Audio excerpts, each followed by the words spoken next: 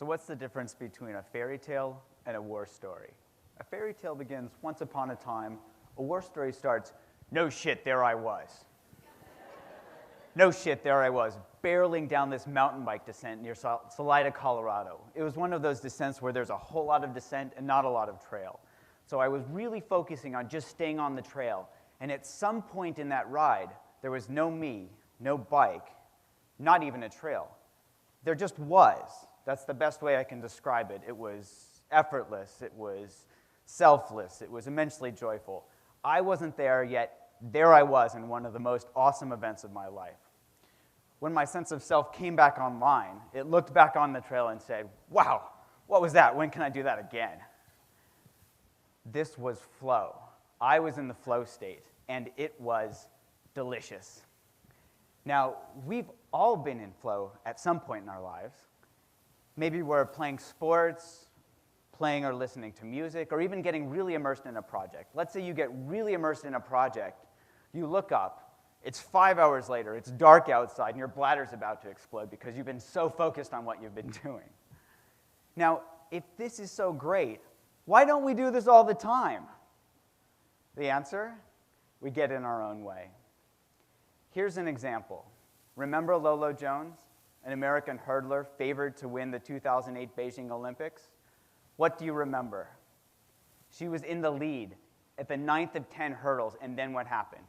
In an interview with Time magazine, she said, I was just in this amazing rhythm, and at some point I knew I was winning the race. It wasn't like, oh, I'm winning the Olympic gold medal.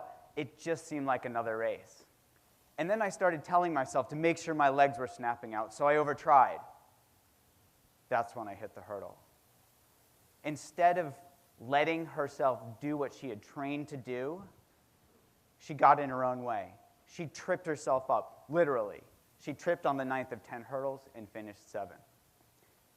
Now, this is an important point here. It's not that she was thinking. It's that she got caught up in thinking. As she said, I overtried.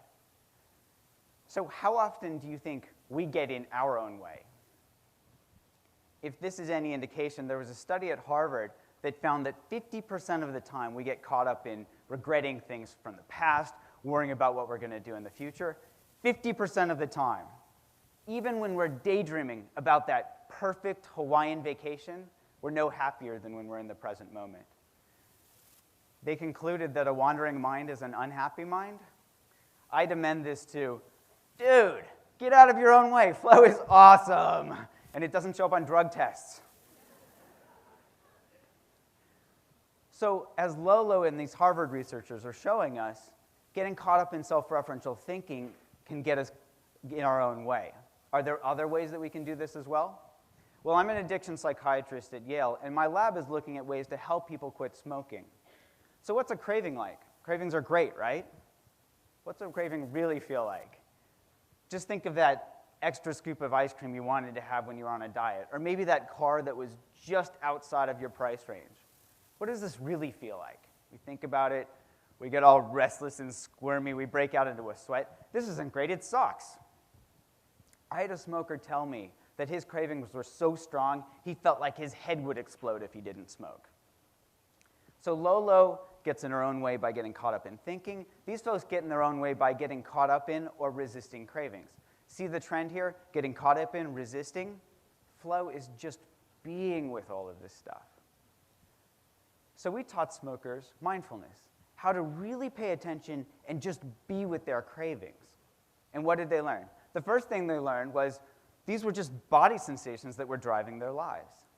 The next thing they learned was they could let these things come up, do their dance, and go away. They didn't have to get sucked in by them. They didn't have to resist them, and their heads didn't explode. And they quit smoking. In fact, in a randomized controlled trial, we found that this training was twice as good as the gold standard. Twice as good just by getting out of your own way. We're taking this to the next level by using the exact technology that's distracting us from the present moment to help smokers stay in the present. That's right, iPhones. We can actually deliver this using videos and animation. We can even give people in vivo exercises to help them really ride out their cravings the moment they come up. We also want to see what's going on in people's brains when they're getting out of their own way. So here we brought in experienced meditators, folks who are really good at just being, to see what their brains would look like when they were meditating. So just to orient you, here's a brain. And here's a brain when you cut it down the middle, minus all the blood and guts. And here's a network of brain regions called the default mode network. How do you think it got its name? Remember that 50% of the time when we're not present? In fact, Mark Rakel and his colleagues at Washington University in St. Louis serendipitously discovered this by giving people the simple task, lay in the scanner and don't do anything in particular. So what do we do when we don't do anything in particular? Can you relate? Well, it turns out that experienced meditators, these brain regions in the default mode network get really quiet when they're meditating. And this back part of the brain, called the posterior cingulate, this part that gets activated when we're craving, it gets activated when we're anxious, when we're getting in our own way, gets especially quiet during meditation. So what can we learn from this? Well, I know Hollywood might give you a particular idea of what we scientists are like, but we're actually pretty reserved. And we get really conservative when it comes to finding something new. How do we know our stuff's any good? Maybe we missed something.